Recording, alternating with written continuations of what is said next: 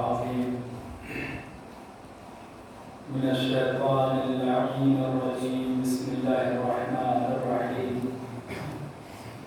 الحمد لله الذي هدانا لهذا وما كنا لنهتدي لولا أن هدانا الله لقد جاءت رسل ربنا بالحق والحق.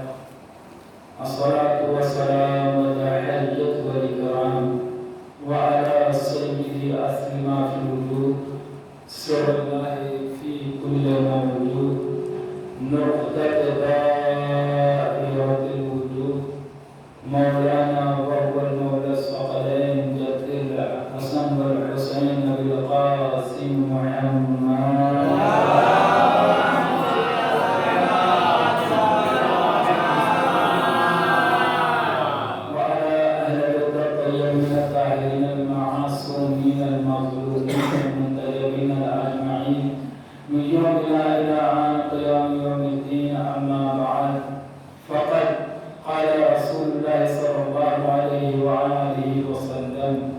إن الحسين مصباح الهدى وسفينة النجاة. صلوات على محمد.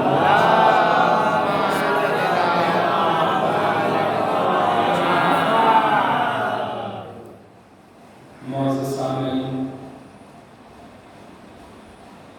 برادران عزیز، اس موضوع کی آج چوتھی مجلس ہے کہ حبیب کوشش کر رہا ہے اپنی محنتوں کے ذریعے سے تمام مومنین تک پیغام حسینی کو پہنچایا جائے. ذکر حسین، ذکر علی، ذکر حسین ذکر سیدہ ہے، ذکر حسین ذکر حسن ہے، ذکر حسین ذکر نبی ہے. جملہ بدل کر کہہ دیا جائے حسین کا ذکر آدم کا ذکر ہے، حسین کا ذکر شیش کا ذکر ہے، حسین کا ذکر یحییٰ کا ذکر ہے، حسین کا ذکر موسیٰ کا ذکر ہے، حسین کا ذکر یوسف کا ذکر ہے، حسین کا ذکر یوسف کا ذکر ہے، حسین کا ذکر زلیخا کا ذکر ہے، حسین کا ذکر عیسیٰ کا ذکر ہے، حسین کا ذکر ابو طالب کا ذکر ہے، حسین کا ذکر نبی کا ذکر ہے. اب تمام انبیاء کا ذکر حسین کے ذکر سے ملا ہوا ہے. اس کے معنی کوئی تو کام حسین نے ایسا کیا ہے کہ جس میں تمام انبیاء کی محنتیں شامل تھی تو حسین نے ان کی محنتوں کو پامال ہونے سے بچایا.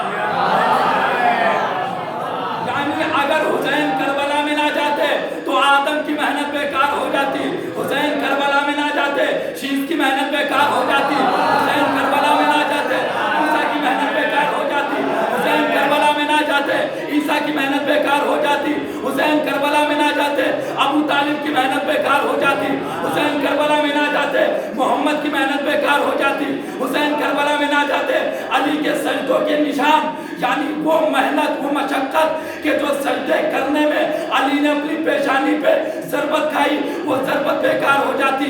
حسین کربلا میں نہ جاتے فاطمہ کا احتجاج بیکار ہو جاتا، حسین کربلا میں نہ جاتے تو حسن کا جو صلح تھا وہ بیکار ہو جاتا.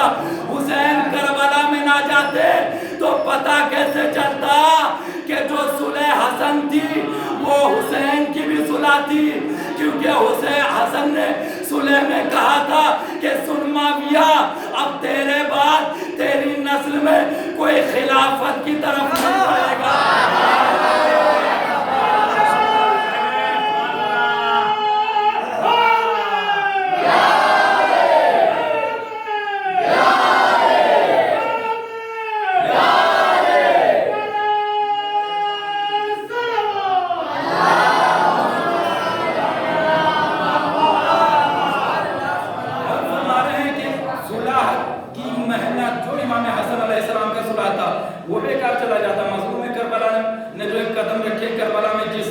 پر کہ جو ہے خون بہایا جائے گا، پورا قافلہ قربان کر دیا جائے گا، چھوٹے چھوٹے بچے شہید کر دیے جائیں گے. آج اگر کسی کو پتہ چل جائے کہ جس راہ سے وہ گزرنے والا وہ قتل کر دیا جائے گا تو آج کی بات تو دور کی بات ہے، وہ 1 مہینے تک اس روڈ سے نہیں نکلے گا کہ جہاں پر خبر ہو جائے کہ کچھ لوگ اسے قتل کرنے کے لیے بیٹھے ہوئے ہیں. لیکن حسین ایسی محنت کا نام ہے، حسین ایسی اطاعت کا نام ہے، حسین ایسی شجاعت کا نام ہے کہ جو کربلا گیا جان کر گیا کہ آؤ ذرا ہم بھی دیکھتے ہیں، تم اپنے نیزے آزماؤ ہم اپنے سینے آزماؤ، سامنے تو آؤ ہم تمہیں بتاتے ہیں، تم کھل کر آؤ. تمہارے اوپر تو ابھی جو ہے عورتوں والا خواتین والا نقاب پڑا ہوا ہے، وہ نقاب ہمیں ہٹانا ہے. تمہارے چہرے ابھی پوشیدہ ہیں، انہیں ظاہر کرنا ہے. حسین نے کہا کہ آج کے بعد سے کوئی شریعت محمدی میں بیعت کا سوال نہیں کرے گا.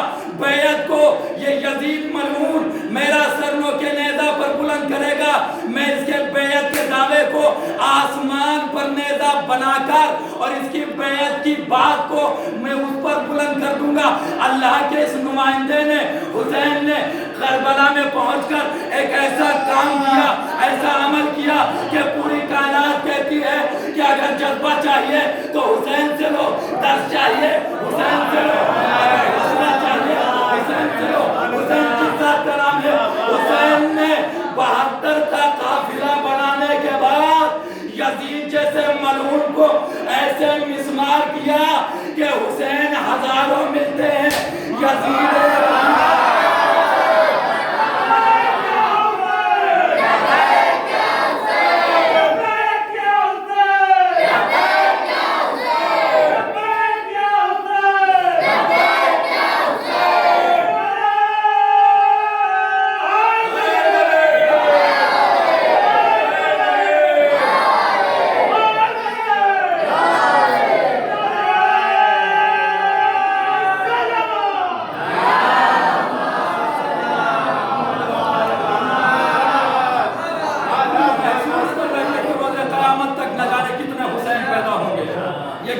محسوس کر رہی ہے کہ روز قیامت تک نہ جانے کتنے حسین پیدا ہوں گے.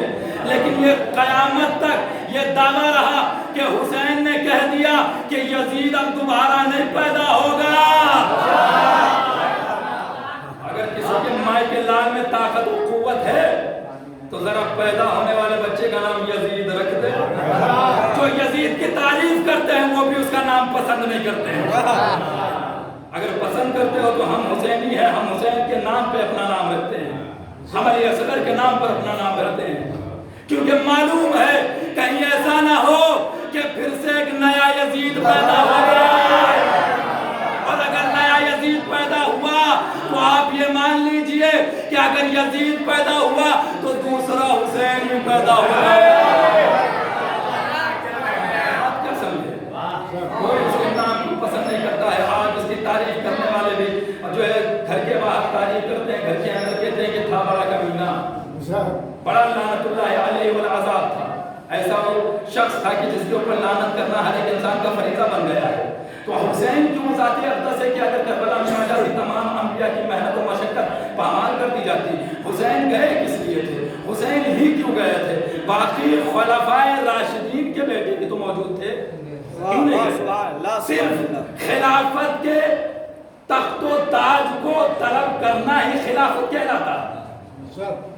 صرف خلیفہ یہ چاہتے ہیں کہ ہمیں تخت خلافت پر بٹھا دیا جائے. اگر ہمیں منبر پر بٹھالا گیا ہے تو ہمیں مسجد میں بھی بٹھالا جائے. منبر پہ وہ شخص بیٹھے جو محراب میں نماز پڑھا سکے، منبر پہ وہ شخص بیٹھے جو ہے تقریر کے بعد تمام لوگوں کے مسئلوں کو حل کر سکے، منبر پہ وہ شخص بیٹھے جو میڈیا کا مقابلہ کر سکے. نہ میڈیا کا مقابلہ کر سک رہے ہیں اور نہ تو جو ہے محراب میں جا پا رہے ہیں، تو پھر کس لیے آپ منبر کی خواہش کرتے ہیں؟ صرف حسین کیوں کربلا میں گئے؟ مدینے میں اور بھی صحابہ کی اولاد تھی، خلیفہ کی اولاد تھی، لیکن کیوں نہیں گئے؟ کہتے ہیں کہ نہیں، ہمارا کام ہے خلافت کرنا، حکومت کرنا، دین بچانا ہمارا کام نہیں ہے. مسلمان سمجھ ہی نہیں پائے. اگر خلیفہ کا کام دین بچانا ہوتا وہ خلیفہ کے تو بن کر بیٹھے تھے. اگر ان کا کام دین بچانا ہوتا تو خلافت کے منبر پر بیٹھتے ہی مت نہ بیٹھتے. کیوں؟ اس لیے کیونکہ وہ جانتے تھے ہمارے بیٹھنے سے دین خراب ہوگا، ٹھیک نہیں ہوگا. پھر بھی جبرن بیٹھے، منبر پہ بھی بیٹھ رہے ہیں، کربلا کی طرف کوئی نہیں جا رہا. خلیفہ کی بیٹھے بھی عبدالرحمن بھی موجود تھے. یہ خلیفہ کو حکم کے بیٹے موجود تھے، کیوں نہیں گئے کربلا؟ کوئی مسئلہ پیش کرے. جو کربلا گیا اس کے اوپر تمام فتوے، جو نہیں گئے ان کا کوئی نام بھی نہیں لیتا ہے. ہم ان کا ذکر کریں گے کیونکہ نہیں گئے ہیں نا، آپ نہیں بتائیں گے. آپ تو اس فہرست میں بھی شامل ہیں. جب نبی کہہ رہے تھے ہم زندہ ہیں، وہ بھائی صاحب کہہ رہے تھے نہیں آپ مر چکے ہیں، انہیں چھوڑ کے بھاگ آئے تھے. آپ تو ہر جگہ پہ جہاں پر جان آپ کو دینی ہے وہاں پر آپ نہیں جائیں گے. دیش میں آ کر کے یہ کسی کی جان لے.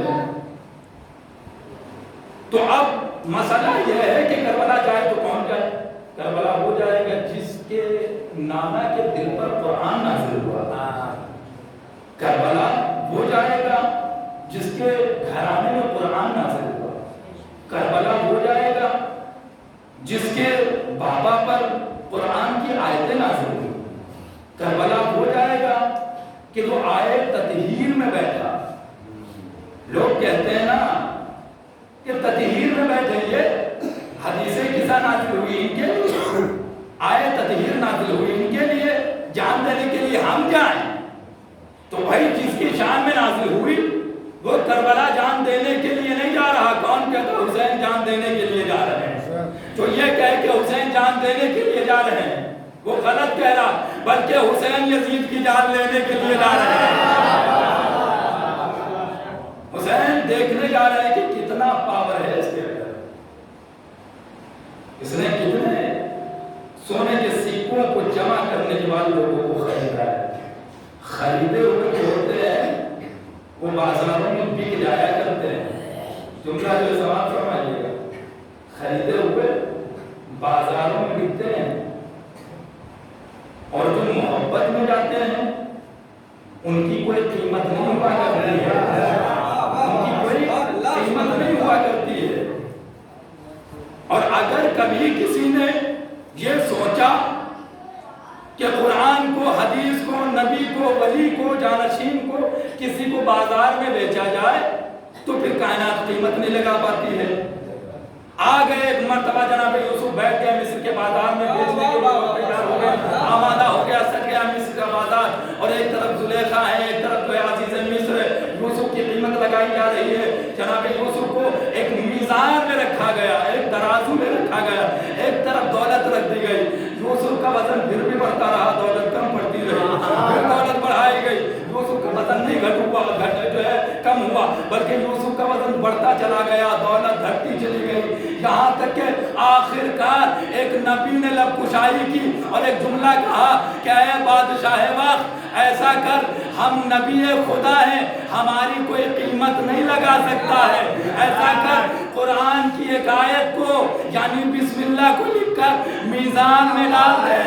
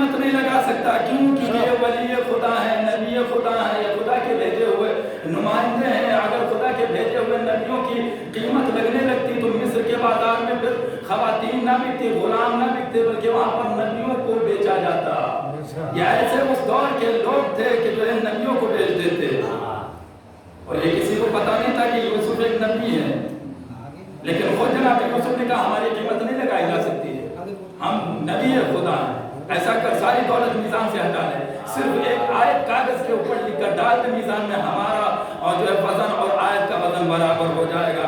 آپ کو معلوم ہوا نبی کا اگر تقابل کرنا ہے تو قرآن سے کرو, عوام سے نہ کرو.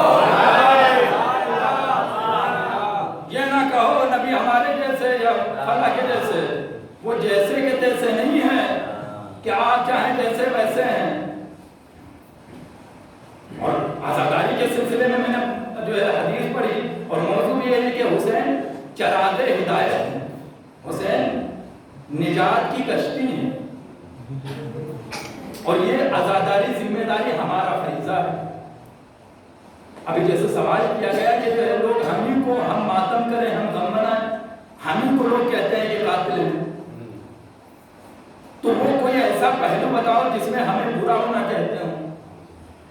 کوئی ایسا پہلو آپ کے پاس ہے, کوئی ایسا لفظ ہے جو برا ہمیں نہ کہتے ہیں. ہم کالے کپڑے پہن لیتے, قیمت ہماری ہے, کپڑا ہمارا ہے, خریدا ہم نے ہے. بھائی پریشانی کے اوپر نہ جائیے کہ ان کو کن کن چیزوں سے پریشانی ہے. ہمارے نکلنے سے بھی ان کو پریشانی ہے, ہمارے چلنے سے بھی ان کو پریشانی ہے, ہمارے آنے سے پریشانی ہے, ہمارے جانے سے پریشانی ہے. کیوں پریشانی ہے؟ پریشانی ہم سے نہیں, پریشانی ان سے ہے جو سب سے پہلے آئے تھے. اگر علی کعبے میں نہ آئے ہوتے تو ان کو کوئی پریشانی نہ ہوتی. اب جو سوال کیا گیا کہ مثلا یہ ماتم کرتے انہوں نے قتل کیا تھی, ہم ایکسپٹ کرتے ہیں کہ بھائی ہم نے مار دیا, کوئی بات نہیں, ہم منا رہے ہیں. اب ایک روایت سنانے جا رہا ہوں, اور اس روایت کو سنیے گا اور سوشل میڈیا کو جس جگہ تک پہنچا سکے پہنچائے. کائنات کے تمام ملا مفتی سب سنیں. کتاب کا نام ہے راحت القلوب. کتاب کا نام ہے راحت القلوب. راحت کہتے ہیں سکون کو, سکون دل یعنی دلوں کا سکون. کتاب کا نام. رائٹر جو ہے کوئی عام آدمی نہیں, بلکہ ایک ایسے ولی ہیں جن کو بابا فرید شکر گنج کہتے ہیں. بابا فرید شکر گنج. ان کا اصل مدار جو ہے بغداد میں ہے, عراق میں. جو راجدھانی پڑتی ہے بغداد ہے, راجدھانی میں ان کا مزار ہے. آج سے تقریباً 700-800 سال پرانا واقعہ ہے. یہ کہتے ہیں, اپنی کتاب کی عبارت میں نقل کرتے ہیں, اور ان کی ہاتھوں کی لکھی ہوئی کتاب راحت القلوب. حوالہ ریفرنس یاد رکھے تو پوچھ کے فوراً بتائیے گا. اس میں لکھتے ہیں بابا فرید شکر گنج کہ عراق میں ایک شخص رہتا تھا, اس کے سامنے میں نے اہل بیت کا ذکر کرنا شروع کیا. فرائض بیان کرتے رہے, وہ سکون میں رہا. اور جیسے میں نے مسائل پڑھے تو اہل بیت یعنی کرب و بلا کے شہداء کا ذکر سن کر, مسائل کے ذکر کو سن کے, اس نے اپنی پیشانی کو بڑے پردرد طریقے سے زمین پہ مارا. بابا فرید شکر گنج شیعہ نہیں ہے, یہ بھی ریکارڈ ہو گیا ہے. اہل سنت مسلک سے جو ہے یہ اٹیچ ہے. کہتے ہیں کہ اس نے اپنا سر, اپنی پیشانی زمین پہ ماری. کچھ دیر تک زمین پہ اس کی پیشانی رکھی رہی, پیشانی سے خون نکلا. پھر اس کے بعد بابا فرید نے اپنے غلام کو بھیجا جو مرید تھا, کہا کہ ذرا انہیں اٹھاؤ. اب جب انہیں اٹھایا گیا تو پتا چلا کہ وہ بندہ دنیا میں نہیں رہا, دنیا سے رخصت ہو گیا ہے, وہ انتقال کر گیا. اب واقعہ یہیں پر نہیں ختم ہوا, عقیدت ہے یہ عقیدت, یہ دل کا تعلق جو ہے مسلک پر پابند نہیں ہے کہ کون کس سے کتنی محبت کرتا ہے. آپ کبھی اپنے سید ہونے پہ غرور نہ کریں, آپ اپنے شیعہ ہونے پہ غرور نہ کریں. جو ایک لمحے کے لیے اہل سنت کی زندگی گزار رہا تھا, اب اس کے آگے کا واقعہ سنیں کہ کیا ہوا. کہتے جب اسے اٹھایا تو دیکھا کہ وہ دنیا سے رخصت ہو گیا, غسل و کفن دے کر دفن کر دیا. بابا فرید نے نماز جنازہ پڑھا. اب روایت کہتی ہے کہ بغداد میں ایک شخص نے اسی رات خواب میں دیکھا کہ یہ جو شخص جس کی تدفین ہوئی ہے، جو انتقال کر گیا ہے، یہ اللہ کے حضور میں پہنچا. آپ بیدار ہو کر سنیے گا اور دعاؤں سے داد سے نوازیے گا. یہ اللہ کے حضور میں پہنچا. ایک عالم خواب دیکھ رہا ہے کہ یہ جو شہید ہوا، جو ہے انتقال کر گیا، یہ اللہ کے حضور میں یعنی اللہ کی بارگاہ میں پہنچا. تو یہاں پر سوال کیا گیا، اللہ نے سوال کیا کہ آ گیا تو؟ اس نے جواب میں کہا کہ اے خدا میں آ گیا، ہاں میں بہت خطا کار ہوں. خدا نے کہا کہ تو خطا کار نہیں ہے، میں نے تیری تمام خطاؤں کو بخش دیا ہے. ایک کام کر، یہ صفحے دیکھ رہے ہیں، یہ گنہگاروں کی صفحے، جا حسین کے پاس میں کھڑا ہو جا.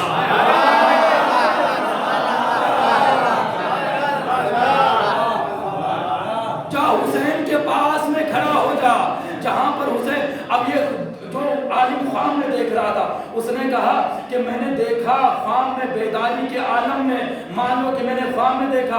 اور اس نے جو ہے وہ آقا حسین کے قریب پہنچا اور آقا حسین نے کہا اسے کہ تجھے تو بہت پہلے بلایا تھا، تو اتنی دیر نہیں ہوا. اب اس نے پلٹ کے جملہ کہا آقا میں کیا کروں، کوئی مجلس پڑھنے والا ہی نہیں تھا، کوئی مصائب بیان کرنے والا نہیں تھا، بس دیر اسی لیے ہوئی.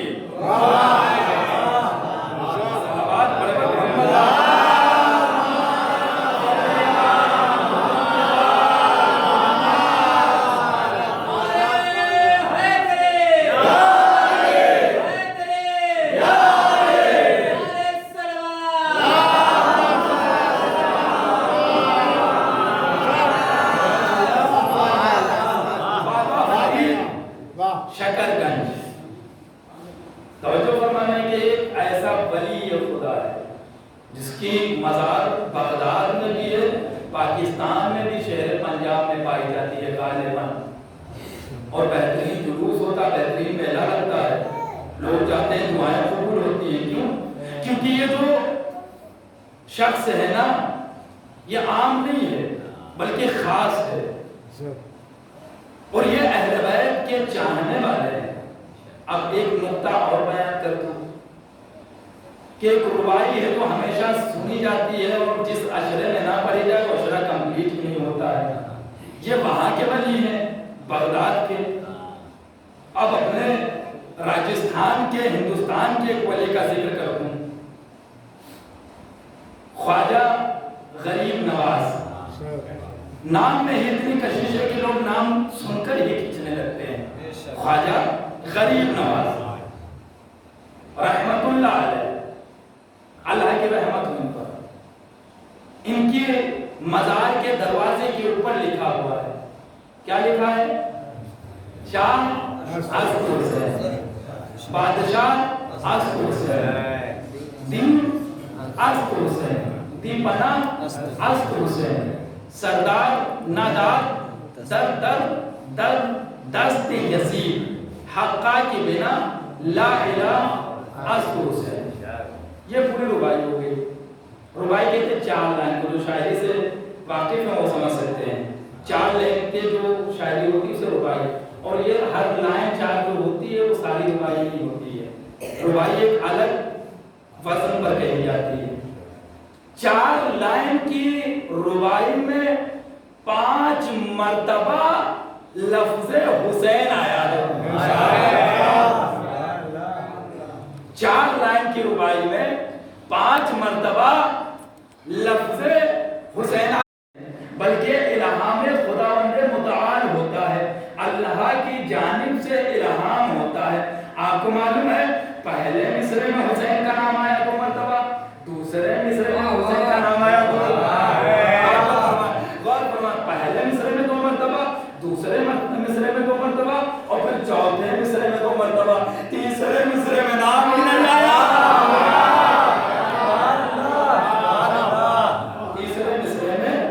نام ہی نہیں ہے. اللہ الہام جب کرتا ہے تو تحقیق کرنے کے بعد کرتا ہے کہاں پر نام آنا ہے. اور ایک جملہ بدل کے کہہ دوں، آپ کو اسی ربائی سے ظاہر ہو جائے گا۔ اب سوال آ کر مولانا آیا کیوں نہیں؟ مولا کا 5 مرتبہ نام آیا تو 2 مرتبہ اوپر پہلی لائن میں، دوسری لائن میں، تیسری میں بھی 1 مرتبہ دے دیتا۔ کہا اگر تیسری مرتبہ میں دے دیتا، تیسری مرتبہ میں اگر نام آ جاتا، تیسری لائن میں اگر نام آ جاتا تو پھر ہوتا کیا؟ کہا کہ جس جگہ پر یزید پلید کا نام ہے اللہ کا نام ہے۔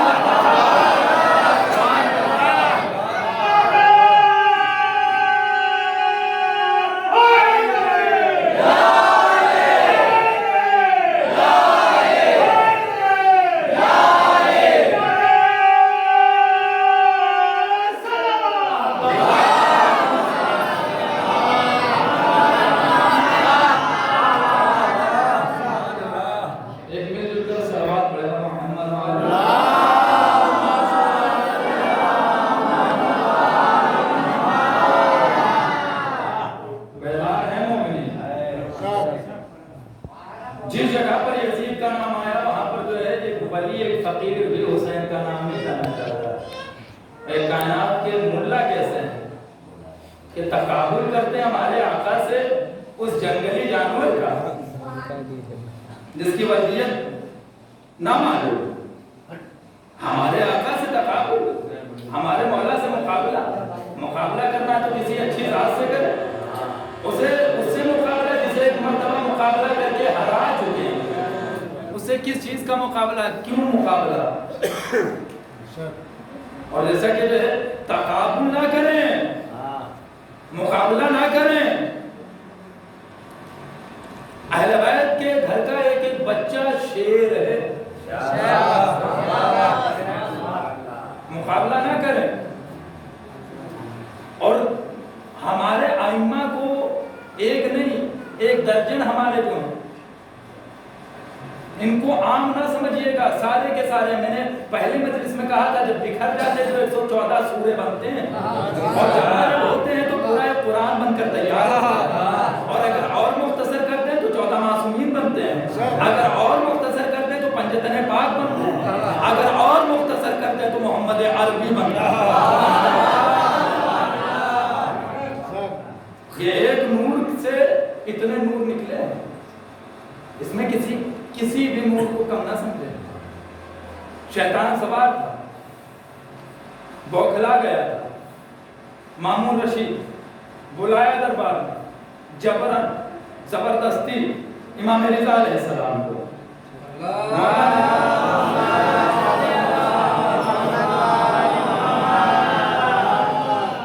مولا اللہ کی عبادت اور اطاعت میں مصروف تھے۔ غلام جا کر مامون رشید کا پہنچا، چلیے آپ کو جو ہے بادشاہ نے بلوایا ہے۔ مولا نے کہا چل میں آ رہا ہوں۔ اتنی دیر میں دیکھا کہ ابھی یہ غلام گیا نہیں کہ دوسرا آیا، آپ کو چلیے دربار میں بلایا گیا۔ دربار میں سازشیں یہ ہوئی تھی کہ جیسے امام رضا علیہ السلام آ کر دربار میں پہنچے تو جادوگروں کو جمع کر رکھا تھا کہ یہ سب اپنا اپنا جادو چھوڑنا شروع کر دیں اور امام زیر ہو جائیں۔ امام نہیں زیر ہوتا ہے، عوام زیر ہوتی ہے۔ امام خدا کا نمائندہ ہوتا ہے، اس کے پاس معجزات ہوتے ہیں، اگر اپنے پہ آ جائے تو وہ لکڑی کو جو ہے اژدہے میں تبدیل کر دے۔ امام علیہ السلام تیش میں اٹھے، ایک جلوہ تھا جو جلوہ محمد تھا۔ مولا نے رسول خدا کا امامہ سر پر لگایا، علی کی ابا قبا دوش پہ ڈالی، اور اس طریقے سے گھر سے نکلے جیسے سرکار دو عالم نکلا کرتے تھے۔ آ کر دربار مامون رشید میں پہنچے، اور جیسے پہنچے تو دیکھا کہ یہ دربار میں بیٹھا ہوا اور کچھ لوگ اس کے دربار میں جمع ہیں۔ کہا یہ آپ ہی کا انتظار ہو رہا تھا حضور، آپ ہی کا انتظار ہو رہا تھا۔ مولا نے کہا سوال کر کس لیے بلایا؟ کہا کہ یہ لوگ کچھ آپ سے مقابلہ کرنا چاہتے ہیں، یہ لوگ یہ جادوگر کچھ مقابلہ کرنا چاہتے ہیں۔ مولا نے کہا کہ ان سے کہو کہ اپنی آزمائشیں کریں۔ کسی نے اپنی لکڑی ڈالی تو اتنا بڑا سانپ بنا، کسی نے رسی ڈال دی تو یہ بڑا سانپ بنا، یعنی ہر طرح کا شخص اپنی اپنی آزمائش کرتا رہا، اور وہ سانپ میں تبدیل ہوتا رہا. مولا نے حکم دیا, دربار مامون رشید میں ایک قالین پڑی ہوئی تھی, اس قالین پر نقاشی کا شعر بنا ہوا تھا. مولا نے حکم دیا, اٹھ جا, رضا کے حکم سے وہ شعر قالین سے برآمد ہوا.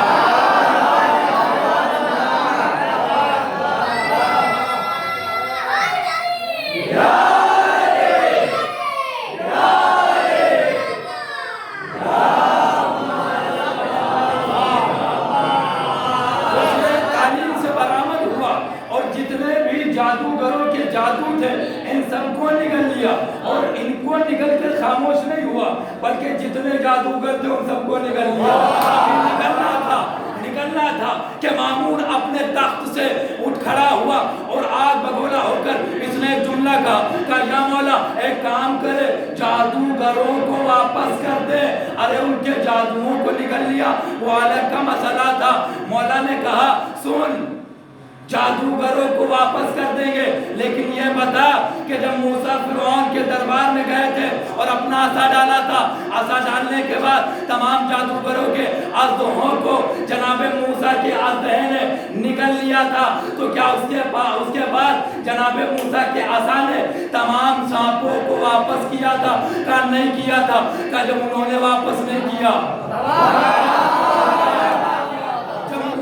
واپس نہیں کیا تو علی ابن موسیٰ رضا کیسے واپس کیا؟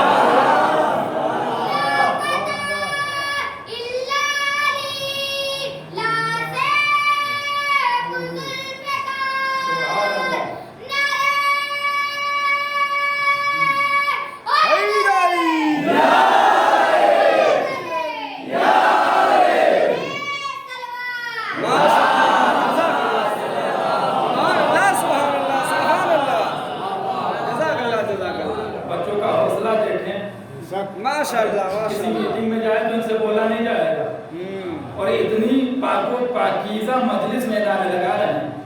یہ کس چیز کی دلیل ہے؟ کوئی بتائے گا ہمیں؟ یہ طہارت کی دلیل ہے, یہ ولایت کی دلیل ہے, یہ اطاعت کی دلیل ہے, یہ علی کی خلافت کی دلیل ہے.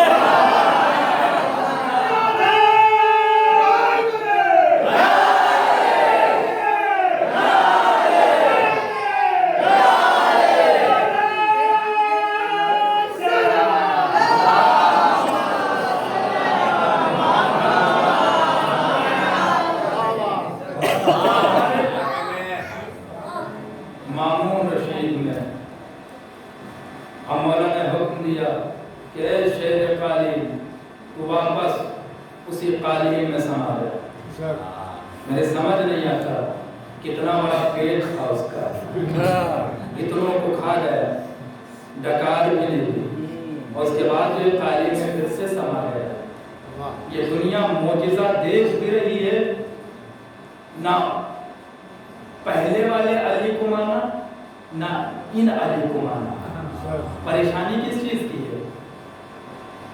باتیں دو, یا تو مامون سے ان کا تعلق ہے, یا جو جادوگر کھائے گئے نگلے گئے ان سے ان کا تعلق ہے, جو مناقب اور فضائل جو ہے برداشت نہیں کر پا رہے ہیں. اور جیسا کہ جو شکیب بھائی نے کہا تھا کہ عصے کے سلسلے میں کچھ بیان کر دیجیے, تو آپ نے تو سنا کہ عصا اژدہے کی شکل اختیار کرتا ہے. جمعہ ہوتا ہے تو کچھ بچے کہتے ہیں کہ وہ ڈنڈا اٹھا دو, وہ لکڑی اٹھا دو. آپ کو معلوم ہے اس زمانے کی مثال ہم دیتے ہیں, اس زمانے میں سپر پاور کو جسے امریکہ کہتے ہیں, امریکہ سپر پاور ہے, اس کو کن چیزوں سے اور کس ملک سے ڈر لگتا ہے؟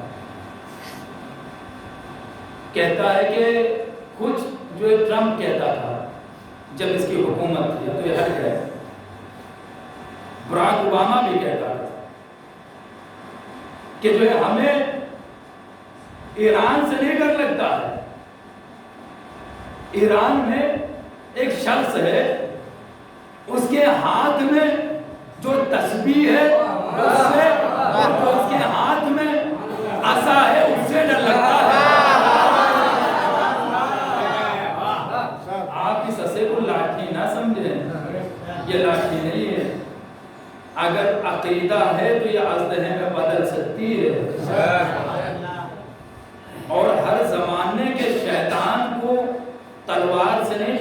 گیا ہے، بلکہ لکڑی کے ذریعے سے، جو جتنا بڑا شیطان اس کے لیے اتنا چھوٹا اوزار. لکڑی بالکل معمولی چیز ہے، عام طور سے دیکھا جائے ایسی چیز ہے کہ آگ برداشت نہیں کر پائے،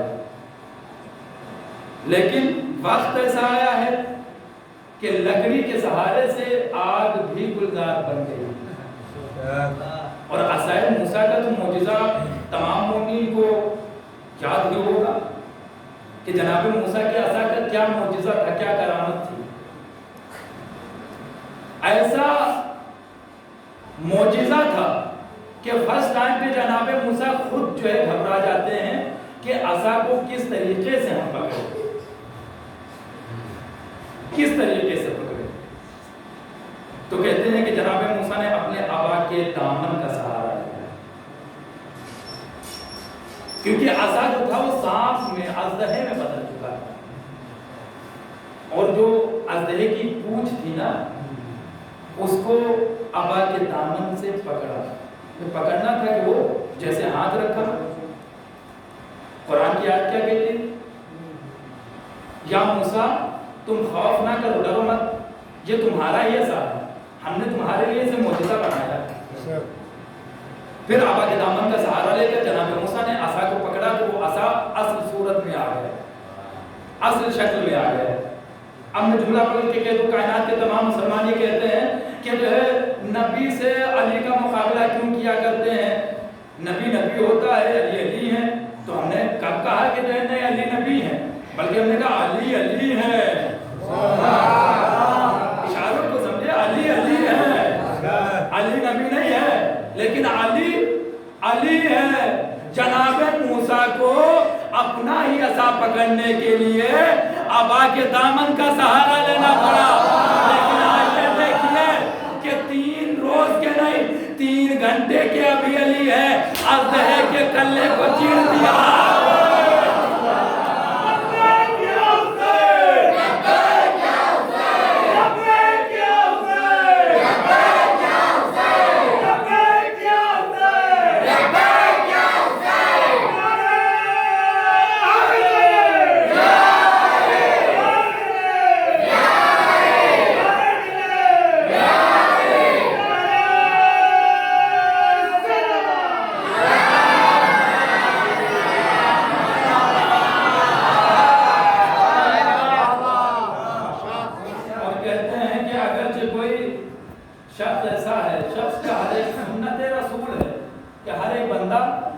ہر ایک بندہ عصا لے کر چلے. اس کی فضیلت معلوم کیا ہے؟ کہتے ہیں جو شخص عصے کا سہارا لے کر اپنی زندگی گزارے گا، چلے گا، تو کہتے ہیں کہ اس کے اوپر کبھی پوری زندگی میں شیطان جو ہے حملہ نہیں کر سکتا. یہ حدیث رسول ہے، شیطان حملہ نہیں کر سکتا ہے. یعنی شیطان آگ سے بنا. میں نے جیسے کہا تھا کہ آگ بھی کبھی کبھی پست ہو جاتی ہے، شیطان آگ سے بنا ہوا. شیطان دو شیطان عصے سے ڈرتا ہے، عصے سے ڈرتا ہے. تو گویا عصے کو اس کی بے حرمتی نہ کرے، بلکہ امام جب خطبہ دیتے ہیں تو اسے یہ کہہ کر نہ پکارے ڈنڈا اٹھا لا، لکڑی اٹھا لا، لاٹھی اٹھا لا. یہ سب جاہلوں کے طریقے ہیں، گنوار لوگوں کے طریقے ہیں. معاذاللہ یہ سب غلط طریقے. یہ سب آپ دیکھیں 2021 چل رہا ہے. نیٹ اگر جو آہستہ چلنے لگے تو روڈ پہ آپ نکل جاتے ہیں. کیوں؟ اچھی ویڈیو چلنی چاہیے. تو جس زندگی میں، جس زمانے میں زندگی گزار رہے ہیں، اس میں آپ اپنی زبان کو تبدیل کریں، اپنے لہجے کو بدلیں، اپنے طور طریقوں کو بدلیں. دسترخوان کس طریقے کا لگا ہے، دسترخوان پہ کیا ہونا چاہیے، کچھ ہو نہ ہو نمک سب سے پہلے رکھا جائے. حدیث امیر المومنین کہ اگرچہ رات میں کوئی پیاز کھانے کے لیے کہے اور ایک مثال کے طور پر اور 1000 درہم دے، دینار دے اور کہے پیاز کھاؤ، تو رات میں تم پیاز نہ کھاؤ.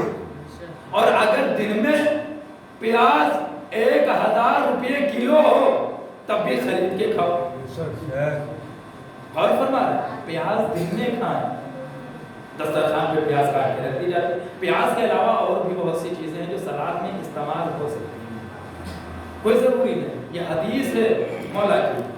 نمک ہمیشہ دسترخوان پہ رکھا جانا چاہیے، طور طریقے اپنے بدلیں، یہ نہیں کہ ہمارے بزرگ وہ کر گئے تھے ہم وہی کریں گے۔ اب وہ آپ کو بتانے تو آئیں گے نہیں کہ وہ اچھا کر کے گئے تھے غلط کر کے گئے تھے۔ اب جو آپ کے درمیان میں آئے گا، جو عالم آئے گا، وہ بتائے گا کیا صحیح کر رہے ہیں آپ، کیا غلط کر رہے ہیں۔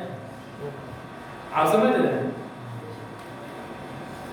کچھ لوگ جیسے کہ جو ہے ابھی پرسوں غالباً جو ہے بحث ہوئی تھی ارہل کی دال کے اوپر، ارہل کی دال کے اوپر بحث یہ ہوئی تھی کہ ارہل کی دال کے اوپر کہ اس پر ماہ رمضان میں، اس میں ماہ محرم میں پکے بنے نہ بنے،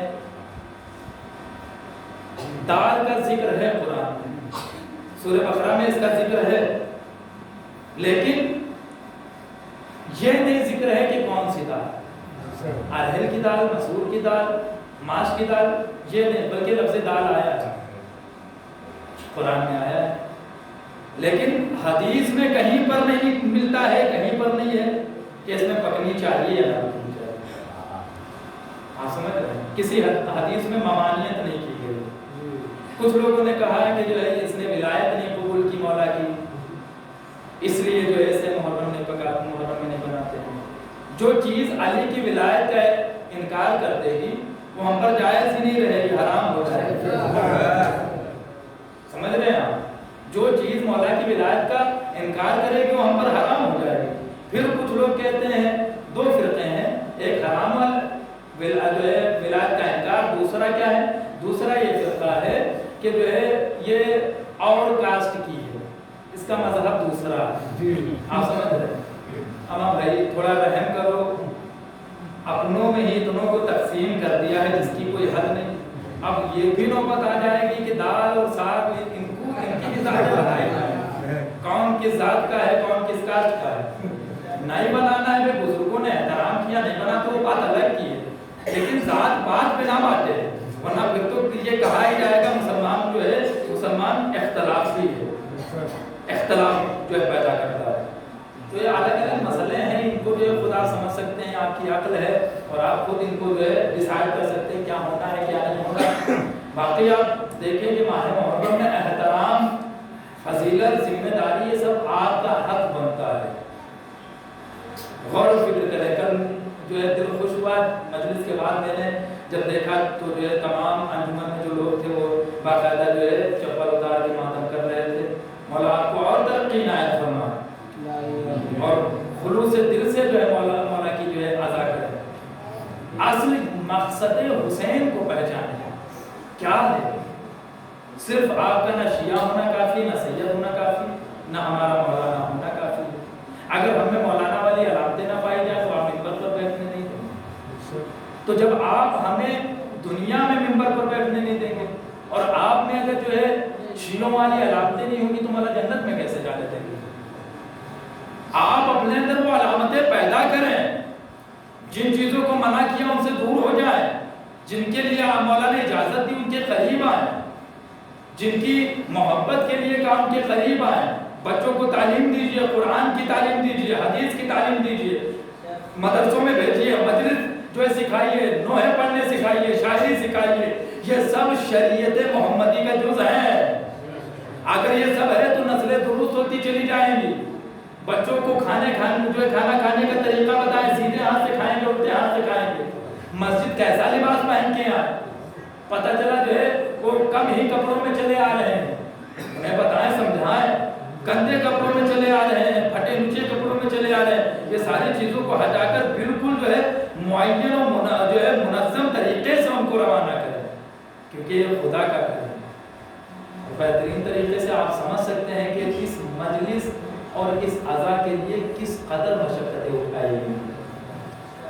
آپ نے انہیں آج ہم پر جب جو ہے کوئی جلوس پہ پابندی لگتی ہے تو ہمارا دل دہل جاتا ہے، کانپ جاتا ہے، اور جب سننے میں آتا ہے کہ تعزیہ پامال کر دیا گیا، صرف یہ سنتے ہیں کہ تعزیہ پامال کر دیا گیا، تو دل جوش مارنے لگتا ہے کہ قتل کر دو شخص کو جس نے تعظیم کو مارا۔ آپ سوچیں ان بیویوں کا کون سا حوصلہ ہوگا، کیسے جذبے کو اپنے دل میں وہ پروان چڑھا رہی تھی کہ جو سب کچھ دیکھ رہی تھی وہ جل رہا۔ ایک کے بعد ایک کی شہادت کو دیکھ رہے ہیں، خبر ہے کہ چادر چھین لی جائیں، خبر ہے کہ تازیانے لگی، خبر ہے کہ رسم بستہ ہونا پڑے گا، خبر ہے کہ ننگے پاں چلائے جائیں گے، خبر ہے جو ہے بیڑیاں پہنائی جائیں گی۔ سب کچھ معلوم ہوتے ہوئے کس طریقے سے صبر کیا، کس طریقے سے برداشت کیا، اور آ کر وہ شخص پہنچا۔ جب کربلا کی داستانوں میں سے ایک داستان ہے کہ جب کوئی نصرت ایمان کے لیے قریب آتا تھا تو سب سے زیادہ اگر کسی کو خوشی ہوتی تھی وہ شہزادی زینب کہ میرے بھیا کا مددگار آ گیا، میرا بھیا میرے بھائی کی جان محفوظ ہے۔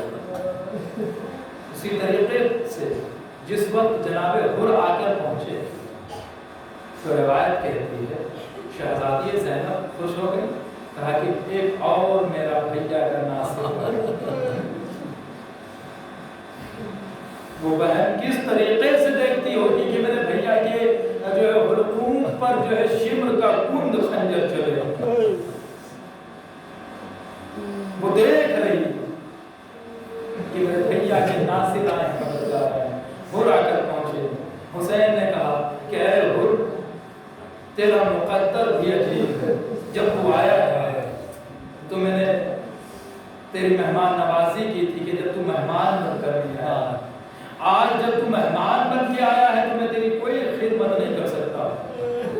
ہاں حر کو سینے سے لگایا، اجازت دی کہ جاؤ جنگ میں میدان کارزار میں جنگ کرو، اجازت مل گئی۔ حر آ کر میدان کارزار میں پہنچے اور رجز پڑھا اور حملہ کیا، وہ حملہ کیا۔ روایت کہتی ہے تقریباً جو ہے 42 لوگوں کو فنار کیا، واصل جہنم کیا۔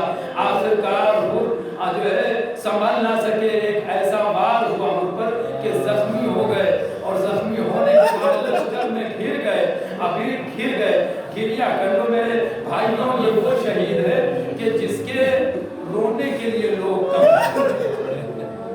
شہزادی نے بھی ماتم کیا حر کا، جناب سیدہ نے بھی ماتم کیا حر کا، آپ بھی ماتم کریں جناب حر کا۔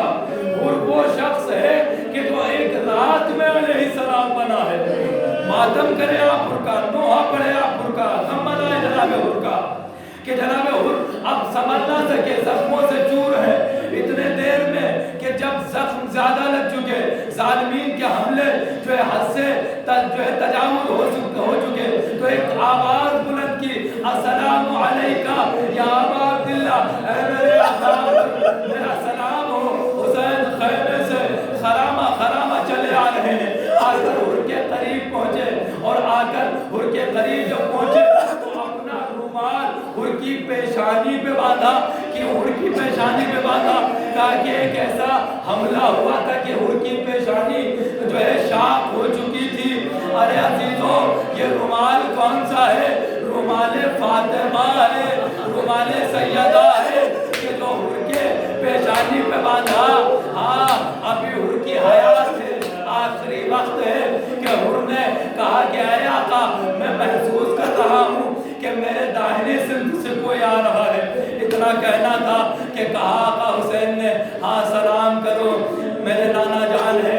کہا کہ اے آقا ایسا محسوس ہو رہا ہے کہ جیسے کوئی بائیں سمت سے آ رہا ہے۔ کہا سلام کرو میرے بابا علی ہیں، اور حر کہتے ہیں کہ اے آقا ایسا محسوس ہو رہا ہے جیسے کوئی سر کی جانب سے آ رہا ہے۔ کہا سلام کرو اے حر تمہارا مقدر بن گیا، میرے بھیا حسن آئے ہوئے ہیں۔ عبداللہ سنیے گا کہ حر کہتے ہیں کہ میں محسوس کر رہا ہوں کہ میرے پیروں کی سمت سے کوئی برقع پوش چلی آ رہی ہے۔ اتنا کہنا تھا کہ آقا حسین نے کہا حر پیروں کو سمیٹ دو، ارے میری ماں فاطمہ زہرا تجھے پرزا دینے کے لیے کربلا میں آئی ہے، اپنی جنت البقیع اپنی قبر سے اپنی لہر سے نکل کے کربلا کے میدان میں فاطمہ